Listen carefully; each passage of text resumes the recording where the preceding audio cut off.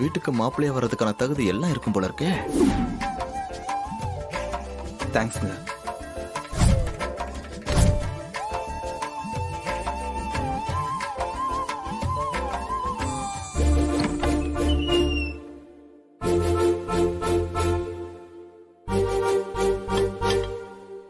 உட்காருங்க.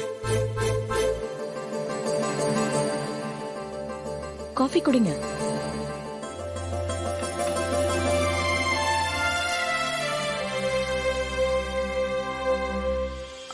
பக்கத்து ஊருன்னு சொன்னாங்க. ஆமாங்க மேடம். ஓ, வேற யாரும் வரலையா? நீங்க 2 பேரும் மட்டும் வந்திருக்கீங்க? ஆமாங்க மேடம், சொந்த பந்தம்னு யாருமே இல்ல. இவர் என் மச்சினரு. நானும் என் வீட்டுக்காரரும் தான் இவரை படிக்க வச்சோம். திடீர்னு என் வீட்டுக்காரரு தவறிட்டாரு. சொந்தக்காரங்க ஃப்ரெண்ட்ஸ்ன்னு சொல்லிக்கிற மாதிரி யாருமே இல்ல. தரகர் சொன்னதும் சட்டுன்னு கிளம்பி வந்துட்டோம். எனக்கும் பிள்ளைங்க இல்ல. இவருக்கு கல்யாணம் பண்ணி வச்சுட்டா ரொம்ப நல்லதுன்னு நினைச்சேன். என் அண்ணன் இறந்த பிறகு அவருடைய இடத்துல இருந்து என் அண்ணி தான் என்ன பாத்துக்கிறாங்க. நல்லது. உங்க வீட்டுக்காரர் பேர் என்னமா? ராமசாமிங்க. 1 வருஷத்துக்கு முன்னாடி இறந்துட்டாரு. 1 வருஷம் முன்னாடி இறந்துட்டாரா? ஓ, எங்களுக்கு அங்க ஒரு செங்கல் சூளை இருக்கு. அதுல வேலை பார்த்த ராமசாமியா?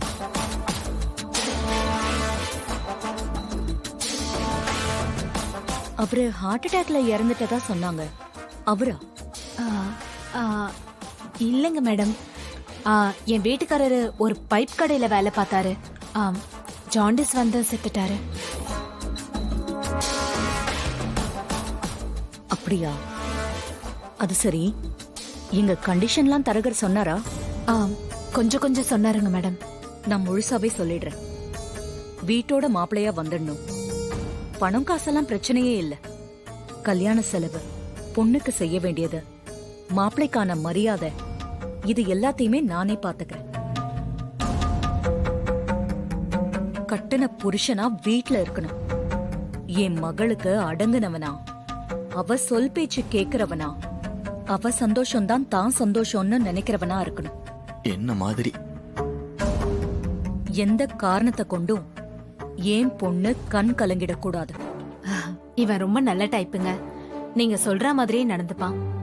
நான் எல்லாத்தையும் முதலையே ஏன் தெளிவா சொல்றேன்னா, நாளைக்கு இங்க வந்ததுக்கு அப்புறம் நான் ஆம்பளை, இதையெல்லாம் நான் தான் செய்வேன்னு எதையாவது சொல்லிக்கிட்டு இருக்க கூடாது. பரமேஸ்வரி, பரமேஸ்வரி, பரமேஸ்வரி, பரமேஸ்வரி, பரமேஸ்வரி.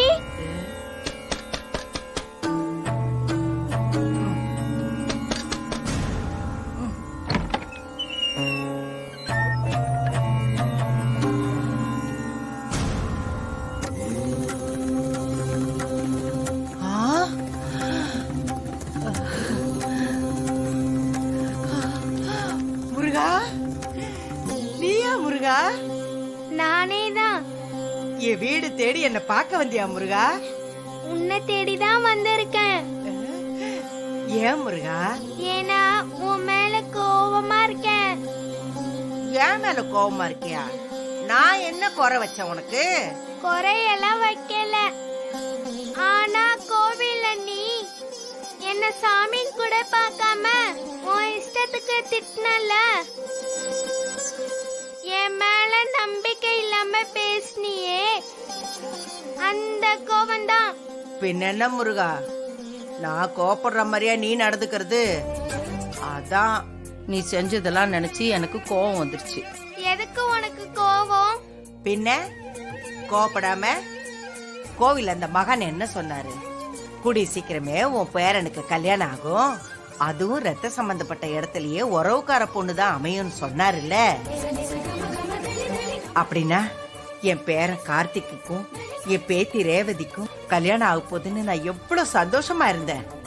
ஆனா என் பேரன் கார்த்திக் போன்ல என் பேத்தி ரேவதிக்கு வேற ஒரு பையனோட கல்யாண ஏற்பாடு நடக்குதுன்னு சொன்னா, அப்ப என் மனசு எவ்வளவு கஷ்டப்படும். அப்படின்னா நீ என்ன ஏமாத்திட்டேன்னு தானே அர்த்தம்? அதான் கோவப்பட்ட. என்ன தப்பு இருக்கு? பரமேஸ்வரி அவன் போன் தானே பண்ணா, கல்யாணம் இன்னும் நடக்கலையே. என்ன முருகா நீ? ரேவதிக்கு வேற ஒரு பையனோட கல்யாண ஏற்பாடெல்லாம் நடந்துகிட்டு இருக்கு. வேற பையன் கூட ஏற்பாடு மட்டும்தான் நடக்கும். ஆ? ஆனா கல்யாணம் உன் பேரன் கூட தான் நடக்கும். என்ன முருகா சொல்ற? ஆமா, இப்ப நடக்கிறதே நாடகம்.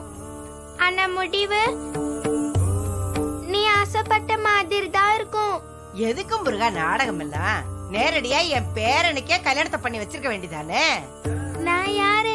நீ முருகரு, சாமி, கடவுளு. சாமினா சில விளையாட்டுகள் பண்ணி தான் ஆகணும். அப்பதான் நீங்க எல்லாம் என்ன நினைப்பீங்க.